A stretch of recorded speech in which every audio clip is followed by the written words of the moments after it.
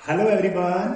बच्चों साइंस में नया चैप्टर शुरू करेंगे आज, जिसका नेम है पीरियोडिक क्लासिफिकेशन ऑफ एलिमेंट्स, तत्वों का आवर्त वर्गीकरण। बच्चों जैसे आप सभी जानते हैं कि प्रकृति में, नेचर में लगभग 118 तत्व हैं, ठीक है, यानी एलिमेंट्स हैं। जैसे आपने पढ़े हैं हाइड्रोजन, हीलियम, है ना, लिथियम, सोडियम, पोटेशियम, मैग्नीशियम, है ना, काफी सारे एलिमेंट्स हैं, लगभग 118 के तकरीबन है, 118 है अभी तक जो जिनकी खोज हुई है इस बार, है ना। तो ये इनके बारे में हम पढ़ना चाहते हैं।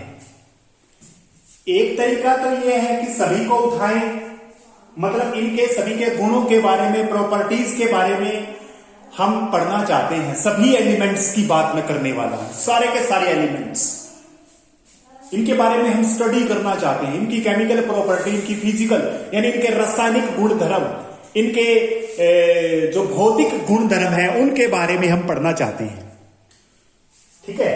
तो बच्चों क्या ये संभव है कि हर तत्व को लिया जाए और उसके गुणों के बारे में पढ़ा जाए?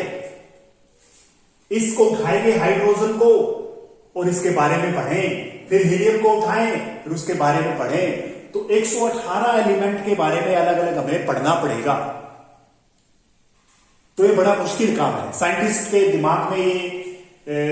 दिमाग में आया कि ये तो बड़ा मुश्किल काम है, तो इसलिए उन्होंने इनको एक ग्रुपिंग बनाने का सिस्टम सोचा, इनको ग्रुप करने का, एक तरह से कह सकते हैं ग्रुपिंग करने की उन्होंने कोशिश की। किस तरह से कि सिमिलर प्रॉपर्टी वाले एलिमेंट को एक ग्रुप में रखा जाए, डिफरेंट प्रॉपर्टी वाले को दूसरे में रख दिया जाए, फिर और डिफरेंट, यानी इस तरह से उन्होंने कुछ ग्रुपिंग करने की कोशिश की। तो हम यही इस चैप्टर में करने वाले हैं, इसी चैप्टर में यही हम करने वाले हैं कि कौन सा साइंटिस्ट आया और उसने कैसे ग्रुपिंग की, और आजकल जो हम करते हैं, आज जो हम पढ़ते हैं, वो किस प्रकार की ग्रुपिंग को हम आज पढ़ते हैं, ठीक है। तो सबसे पहले क्लासिफिकेशन का मीनिंग तो आपको क्लियर हो गया होगा। क्लासिफिकेशन ऑफ एलिमेंट्स क्या होता है? क्लासिफिकेशन का मतलब होता है grouping of elements on their basis of chemical and physical properties, या फिर ये कह सकते हैं, अगर सिंपल हम क्लासिफिकेशन की बात हम करना चाहें, classification of elements on the basis of their similarity and difference, उनके अंदर क्या डिफरेंस है और उनके अंदर क्या सिमिलैरिटी है, उसके अकॉर्डिंग उसको क्या करना है, ग्रुपिंग करना। हिंदी में क्या कहेंगे? तत्वों को उनके समानता और असमानता के आधार पर वर्गीकरण करना। तत्वों का उनके क्या कहेंगे हम? तत्वों का उनके समानता और असमानता के आधार पर वर्गीकरण करना, ये क्लासिफिकेशन यानी वर्गीकरण कहलाता है। तो हम यही चैप्टर में करने वाले हैं, ठीक है। जैसे 9th में हमने पढ़ा था, ऑर्गेनिजम्स की बात करी थी, जीवों की बात की थी, तो सबसे पहले एक कोशिकीय वाले आए थे, फिर मतलब हमने बात की थी एक कोशिकीय वालों को इकट्ठा पढ़ दिया हमने, एक कोशिका वाले को। ये थोड़ी ना अमीबा के बारे में हम पढ़ेंगे अलग से, नहीं, पैरामीशो के नहीं, हमने कह दिया जो एक कोशिका वाले हैं, मोनेरा की बात हमने करने वाली। मोनेरा हमने 9th में पढ़ा है, प्लांटिस्टा हमने पढ़ा है, फंजाई हमने पढ़ा, काफी सारे ग्रुप। जिस तरह से साइंटिस्टों ने ऑर्गेनिज्म के ग्रुप बना दिए भी, उनको अलग अलग पढ़ने की जरूरत नहीं है। जो मैमल्स हैं, जो एनिमल्स हैं, जो प्लांट्स हैं, जो ग्रीन प्लांट्स हैं, जो फोटोसिंथेसिस करते हैं, उनके बारे में अकेला पढ़ दिया, ग्रुप बना दिया उनका। तो अलग से हर पेड़ पौधे के बारे में पढ़ने की जरूरत नहीं है। इसी तरह से हर एलिमेंट्स के बारे में पढ़ने की जरूरत नहीं है, कुछ ग्रुप्स बनाएंगे, वही ग्रुप्स का हम इस चैप्टर में स्टडी करने वाले हैं। समझ में आ गया? तो सबसे पहले मैं आपको बताना चाहता हूं, सबसे पहले आपकी जो बुक में मेंशन है उसकी बात हम करेंगे, लेकिन बच्चों एक्स्ट्रा थोड़ा सा बता देता हूं। स्टार्टिंग में क्या हुआ, कभी जो एलिमेंट्स थे इनको धातु है, धातुओं में डिस्ट्रीब्यूट किया गया, लिखने की जरूरत नहीं है, समझिए एक बार। जो आपके बुक में दिया हुआ वहां से स्टार्ट करेंगे, तब लिखना स्टार्ट कर देना, ठीक है।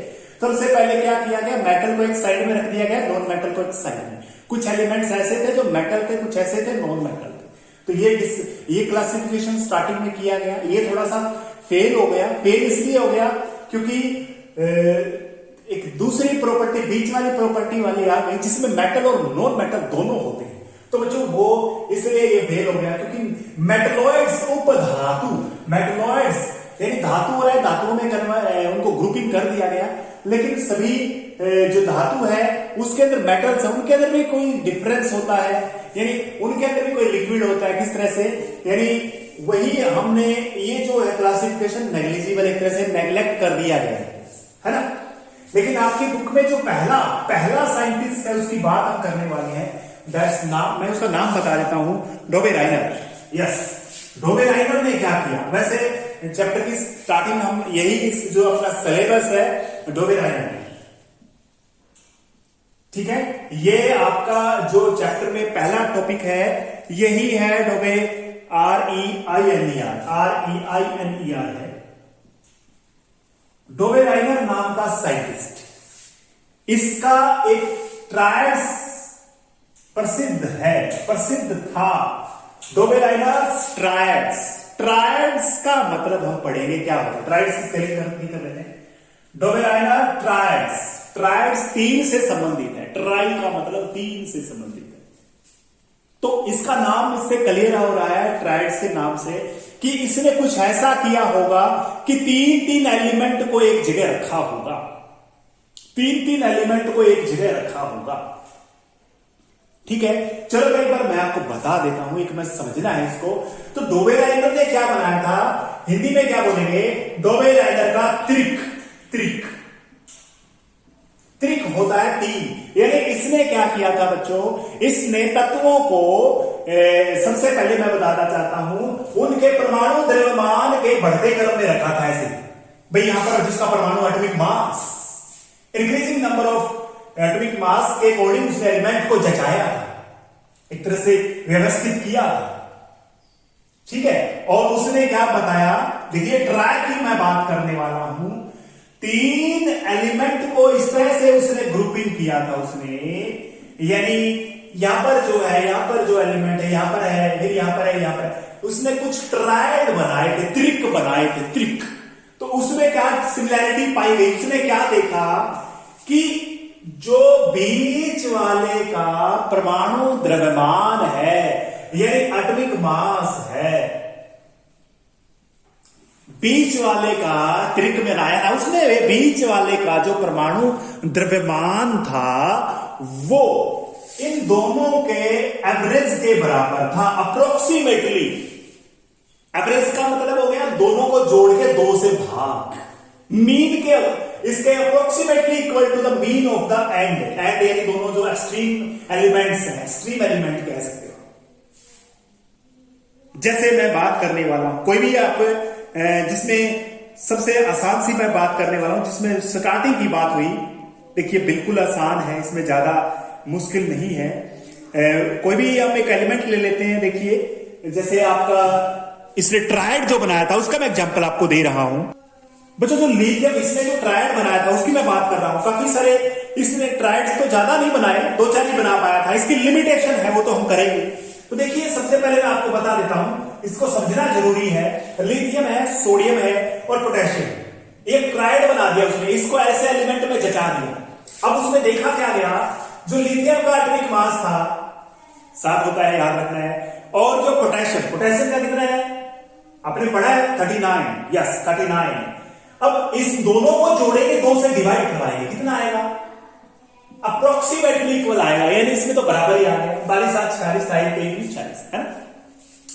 तो इसने इस तरह से जचाया इंक्रीजिंग ऑर्डर के अंदर कि जो बीच वाले का परमाणु द्रव्यमान था वो पहले और तीसरे के औसत के बराबर था, लगभग औसत के बराबर था, उसकी मैं बात करने वाला हूं, ठीक है। तो यानी ये डोबे राइनर का ट्रायड्स था, डोबे राइनर के ट्रायड्स यानी डोबे राइनर ने एलिमेंट को किस तरह से जचाया, 3 ग्रुप के अंदर बना करके बनाया, 3 ग्रुप के उसने ग्रुप बनाए 3 के, और उनमें कैसे पाया, उसने क्या पाया कि जो बीच वाले का एटॉमिक मास था वो लास्ट एंड फाइनल वाले जो स्टार्टिंग का है और जो लास्ट है फर्स्ट एंड थर्ड के एवरेज मीन के बराबर, ठीक है। चलो इसके बारे में सबसे पहले मैं बता देता हूं, जर्मन साइंटिस्ट था, ठीक है, जर्मन का साइंटिस्ट था डोबे राइनर, जॉन डोबे राइनर, जर्मन एक केमिस्ट कह सकते हैं, साइंटिस्ट था ये, ठीक है।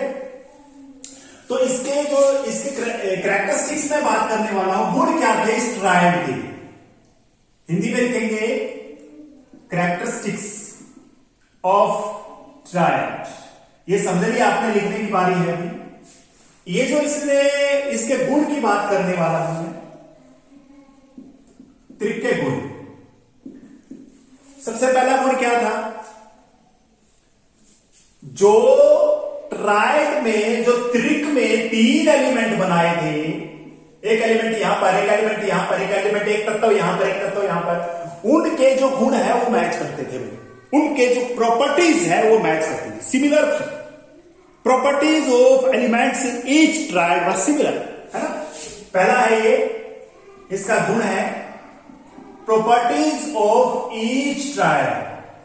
प्रॉपर्टीज ऑफ, क्या लिखेंगे, elements, properties of element in each triad, each triad were similar, similar थी।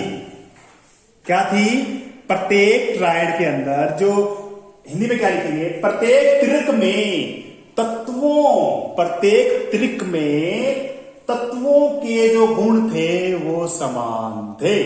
क्या थे वो, हाँ, समान। जैसे लिथियम है, सोडियम है, पोटेशियम है, इनके गुण मैच करते थे। इन्होंने यानी इसने त्रिक बनाए थे। और भी बताऊंगा मैं आपको, इसके एग्जांपल जब दूंगा ना तब बताऊंगा, ठीक है। ये कैरेक्टरिस्टिक्स ट्रायड्स की हम कर रहे हैं। पहला गुण खत्म हो गया, इसका कैरेक्टरिस्टिक्स हो गया इसका। सेकंड क्या था, सेकंड की बात करने वाले, 2 ही लिखेंगे इसमें।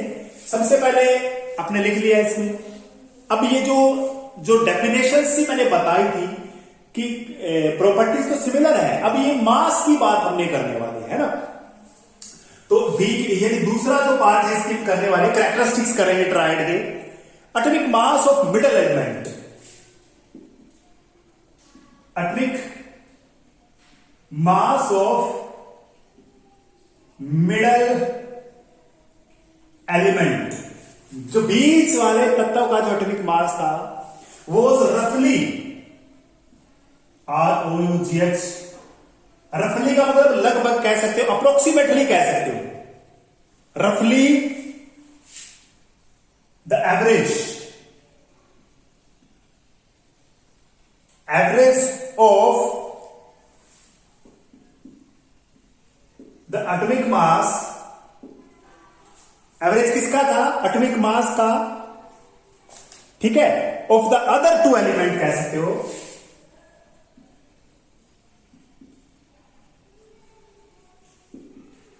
अदर 2 एलिमेंट्स, जो 2 बाकी बच गई, ये भी कह सकते हैं। फर्स्ट एंड थर्ड, जो थर्ड है उसकी बात हम कर सकते हैं।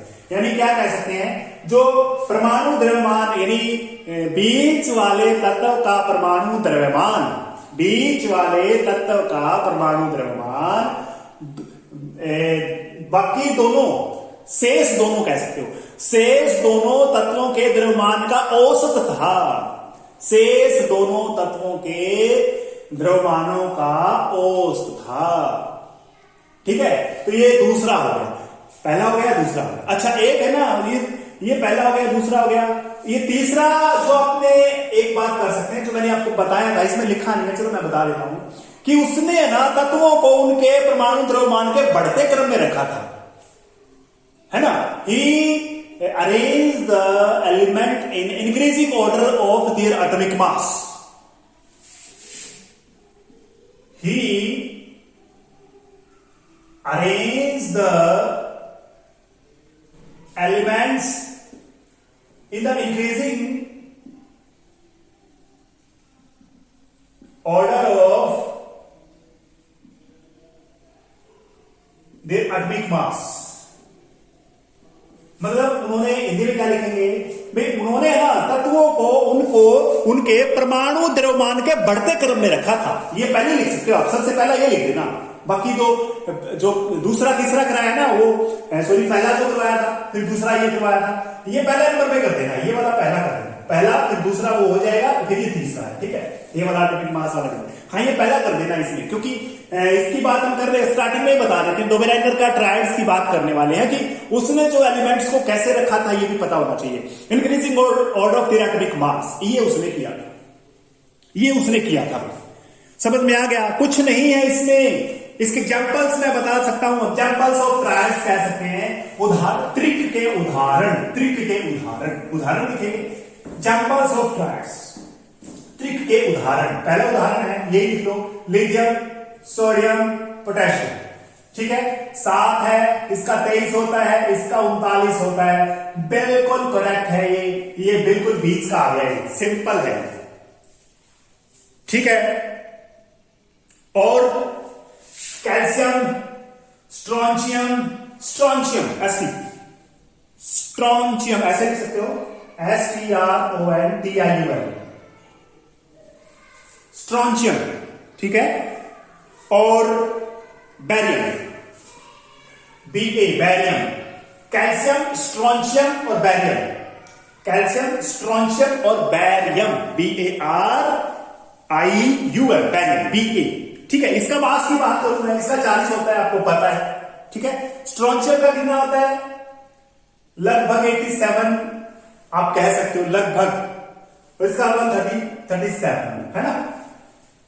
तो इसमें इसको जोड़ोगे, वैसे पॉइंट में होता है इसका, मैं बता देता हूं आपको, ये 0.6 होता है लगभग, इसका 87.5 कह सकते हो, साढ़े यानी 87.6 कह बोल दो या 5 बोल दो, ठीक है। अभी दोनों को जोड़ेंगे ना, इन दोनों को जोड़ के इनका मिडल करके देखोगे ना, ये अप्रोक्सीमेट इक्वल आएगा, approximate.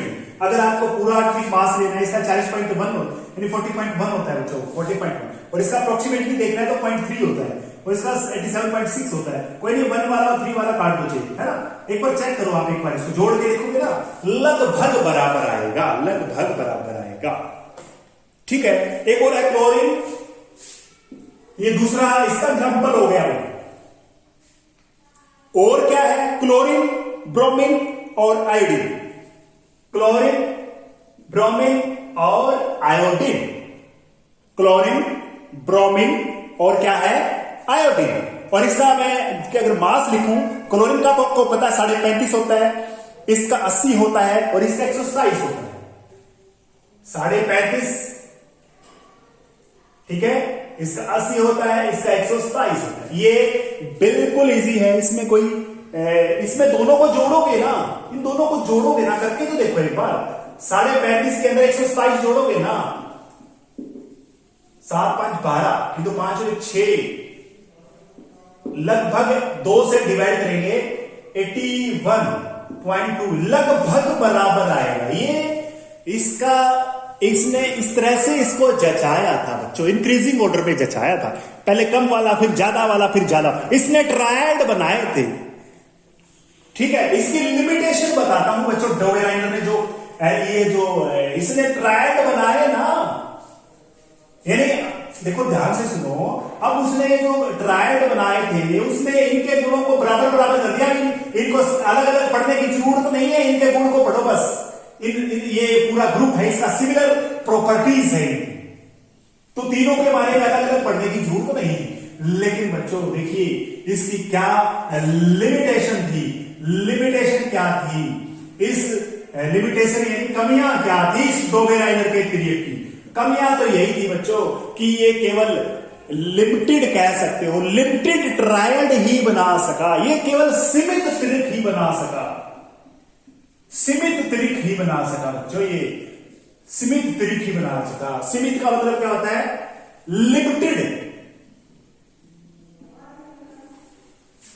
He made only limited triads, limited triads, limit थे, मतलब सारे तो, यानी जितने भी तत्व उस टाइम थे बच्चों, जितने भी तत्व उस टाइम के अंदर जो डिस्कवरी हो चुकी थी, वो सभी के ट्रायड्स नहीं बना सका बच्चों, सभी के लिए ये लागू नहीं कर पाया रूल, बस कुछ ही थे, 4 थे। इसमें आपकी बुक में तो 3 ही लिखा हुआ, बस 3 ही जो बताया ना, लेकिन आगे क्लास में जाओगे तो कईयों में 4 मेंशन किया हुआ, कईयों में 5 किया हुआ है, ठीक है। लेकिन वो सिर्फ आपकी बुक में पढ़ोगे, एनसीईआरटी में लिखा हुआ है, he made only 3 triads, 3 he triad बना सका वो। तो इसका मतलब बाकी तो रह गए एज इट इज है, उनके बारे में क्या करें फिर, उनके बारे में कोई हाजिर जवाब नहीं था उसका, ठीक है।